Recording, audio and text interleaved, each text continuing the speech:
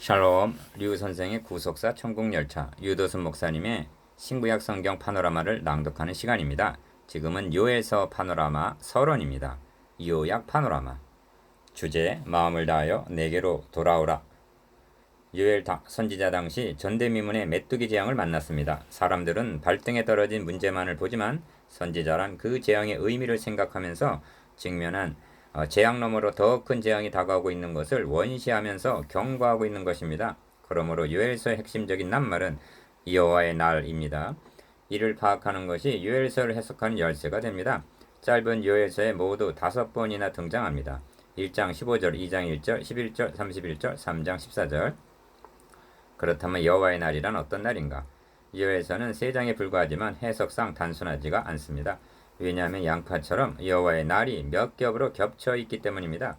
발등에 떨어진 여호와의 날은 팥종이가 남긴 것을 메뚜기가 먹고 메뚜기가 남긴 것을 늑이 먹고 늑이 남긴 것을 황충이 먹었도다 한 1장 4절 메뚜기 재앙입니다. 그런데 선지자란 당면한 메뚜기 재앙만을 보고 있는 근시안이 아닙니다. 그 너머로 열국들로 그들을 관할하지 못하게 하옵소서, 열국 중에서 욕을 당하지 않게 할 것이며를 통해서 2장 17절 19절 알 수 있듯이 아수르나 바벨론의 침략을 내다보고 있는 것입니다. 이는 가까운 미래에 있을 여호와의 날입니다. 그러므로 너희는 옷을 찢지 말고 마음을 찢고 너희 하나님 여호와께로 돌아올지어다 하고 회개를 촉구합니다. 2장 13절. 그런데 요엘서가 지향하고 있는 궁극적인 여호와의 날은 여호와의 크고 두려운 날이 이르기 전에 해가 어두워지고 날이 핏빛같이 변하려니와 한 2장 31절 종말론적인 여호와의 날입니다. 이는 주님께서 이 날은 온 지구상에 거하는 모든 자에게 이 말이라 하신 누가복음 21장 35절 최후 심판의 날입니다.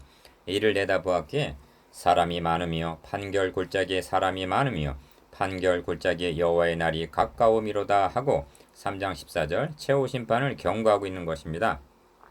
이처럼 요엘서에는 긍경, 중경, 원경의 3장면이 겹쳐 있습니다. 이를 내다보는 선지자는 오라 그날이여 여호와의 날이 가까웠나니 곧 멸망같이 전능자에게로서 이르리로다 하고 경고합니다. 1장 15절.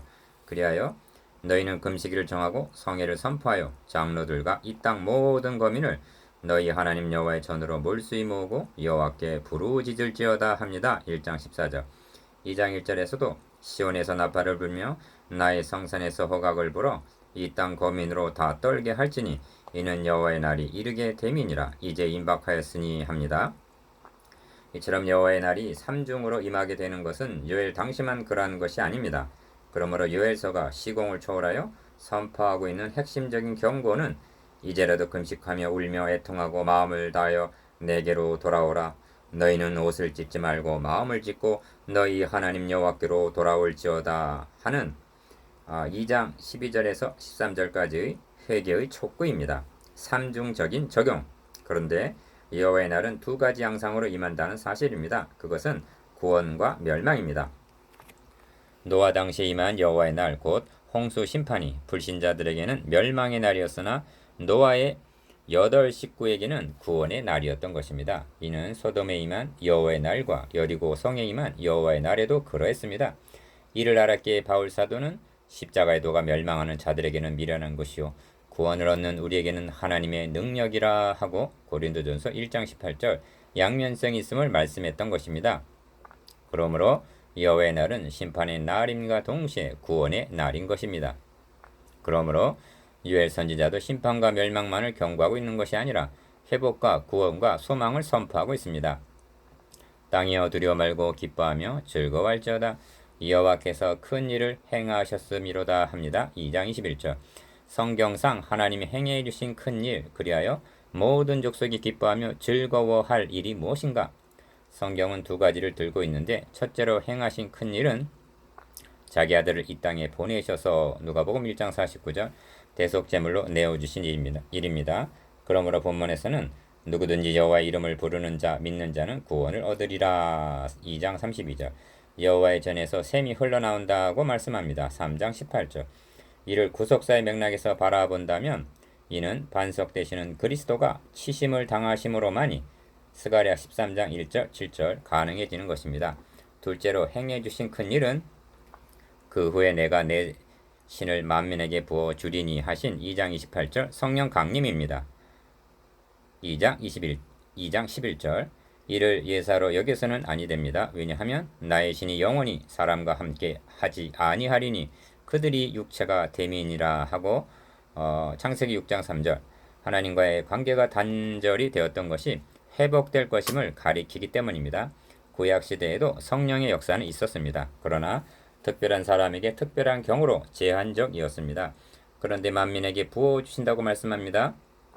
자녀, 늙은이, 젊은이들이 이 은혜에 참여하게 될 것을 말씀합니다. 더욱 놀라운 것은 남종과 여종에게 부어줄 것이며 하시는 2장 28절에서 29절의 말씀입니다. 이는 요즘 말하는 주의 종을 가리키는 말이 아니라 가장 비천한 노예를 일컫는 말입니다. 이런 세상이란 모든 벽이 무너지고 아무런 차별이 없음을 뜻합니다. 다만 누구든지 여호와 이름을 부르는 자는 구원을 얻으리니 하고 2장 32절 여호와 이름을 부르느냐 거부하느냐 즉 믿느냐 믿지 않느냐에 차별만 있게 될 것을 말씀합니다. 이는 주님께서 말씀하신 바 내가 너에게 실상을 말하노니 내가 떠나가는 것 죽으심이 너에게 유익이라 내가 떠나가지 아니하면 보혜사 성령이 너에게로 오시지 아니할 것이요 가면 내가 그를 너에게로 보내리니 하신 요한복음 16장 7절의 주님의 죽으시고 다시 살아나심을 통해서만 가능해지는 큰 일인 것입니다. 하나님 행해주신 두 가지 큰 일, 요엘서를 요약하면 1장에 묘사된 광경은 분명히 역사적으로 일어난 메뚜기 재앙입니다. 그런데 2장에 묘사된 광경은 1절에서 11절 계속 메뚜기의 재앙을 다루고 있는지 아니면 외적의 침략을 다루고 있는지 분간하기 어렵습니다. 그것은 메뚜기 떼가 엄습하는 그림과 북방으로부터 군대가 침략하는 두 그림이 겹쳐져 있기 때문입니다. 이것을 계시의 복합성이라고 말합니다. 그런데 여호와께서 궁극적으로 보여주시고자 하는 것은 메뚜기의 재앙도 아수르나 바벨론의 침략이 아닙니다. 궁극적인 계시는 이 재앙과 심판 너머로 최후의 심판이 다가오고 있다는 사실입니다. 그러므로 3장에 묘사된 광경들은 종말에 있을 장면들입니다. 사람이 많으며 판결 골짜기에 사람이 많으며 판결 골짜기에 여호와의 날이 가까우미로다는 3장 14절의 말씀은 또 내가 보니 죽은 자들이 물은 대소하고 그 보좌 앞에 섰는데 책들이 펴있고 또 다른 책이 펴졌으니 곧 생명책이라 죽은 자들이 자기 행위를 따라 책들에 기록된 대로 심판을 받으니 하신 계시록 20장 12절 말씀으로 인도해 줍니다. 재앙이란 그것이 홍수이든지 불이든지 메뚜기든지 적군이든지 간에 궁극적으로는 최후 심판에 대한 경고라는 사실입니다. 그런 의미에서의 계시는 점진성이 있습니다. 1장의 메뚜기 재앙이 2장에서는 외적의 침입으로 3장에서는 최후의 심판으로 발전하고 있는 것이 요엘서의 패턴입니다. 심판이란 인간이 범한 죄에 대한 하나님의 공의의 발로입니다. 주께서는 눈이 정결하심으로 악을 참아보지 못하신다고 말씀합니다. 하박국 1장 13절 그런데 구원이란 무가치한 자들에게 베푸시는 하나님의 은혜요 사랑의 발로입니다. 우리가 명심해야 할 점은 여호와의 날이란 다가오고 있는 한 날만이 아니라는 사실입니다. 날들이 모여 달이 되고 해가 되듯이 매일이 여호와의 날이라는 각성이 필요합니다. 점들이 모여서 선이 되기 때문입니다. 메뚜기의 재앙이 전국을 휩쓸던 날도 여호와의 날이었습니다. 바빌론 군대가 예루살렘을 불사르던 날도 분명 여호와의 날이었습니다. 쓰나미가 덮치던 날도 여호와의 날이요 미국의 국제무역센터가 주저앉은 날도 여호와의 날이요 성수대교가 붕괴하던 날도 여호와의 날이요 당신이 교통사고를 당하던 날도 여호와의 날이라는 고백이 있어야만 한다는 말씀입니다. 다가오고 있는 크고 심히 두려운 여호와의 한 날을 2장 11절 부인하는 자들이 있습니다. 그런가 하면 미래에 있을 여호와의 날을 믿는다고 말하면서도 매일매일이 여호와의 날임을 망각하고 살아가는 사람들이 있습니다. 여호와의 날, 요엘 선지자가 그 후에라고 2장 28절 말씀하고 있는 것을 베드로는 말세하고 사도행전 2장 16절 고쳐서 부르고 있는 것을 보게 됩니다. 이는 요엘 선지자가 예언하던 여호와의 날이 이미 임하였음을 의미합니다. 그렇습니다. 말세란 계시사적인 말세, 즉 마지막 계시가 임하였다는 뜻입니다. 예수 그리스도의 강림은 구약의 계시를 포괄적으로 성취하신 마지막 계시이기 때문입니다. 그러므로 성경이 말씀하고 있는 말세란 그리스도의 초림으로부터 재림까지 전 기간을 의미합니다. 바로 우리는 말세에 고통하는 때, 즉 사람들이 자기를 사랑하며 돈을 사랑하며 쾌락 사랑하기를 하나님 사랑하는 것보다 더하는 디모데후서 3장 1절에서 4절, 그런 시기를 살아가고 있는 것입니다. 요엘서의 중심부는 2장 12절에서 32절입니다. 기억 여호와의 말씀에 너희는 이제라도 금식하며 울며 애통하고 마음을 다하여 내게로 돌아오라. 너희는 옷을 찢지 말고 마음을 찢고 너희 하나님 여호와께로 돌아올지어다 합니다. 2장 12절에서 13절 상반절. 니은 하나님 그는 은혜로우시며 자비로우시며 노하기를 더디하시며 이내가 그 시사 뜻을 돌이켜 재앙을 내리지 아니하시나니 합니다. 13절 하반절. 이 중심 부분이 2장 12절에서 32절 놓여 있는 위치가 어디인지 주목하시기를 바랍니다. 역사적인 사건 메뚜기 재앙과 역사의 종말에 있을 최후 심판을 경고하는 사이에 놓여 있습니다.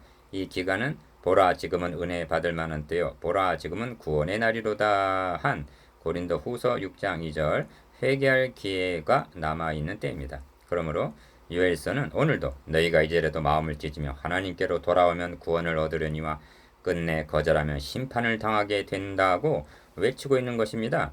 우리는 지금 이 기간을 살아가고 있는 것입니다. 더욱 넘치는 하나님의 은혜. 요엘서의 전체 구도도 다른 선지서와 마찬가지로 절망과 소망이 교차하고 있습니다.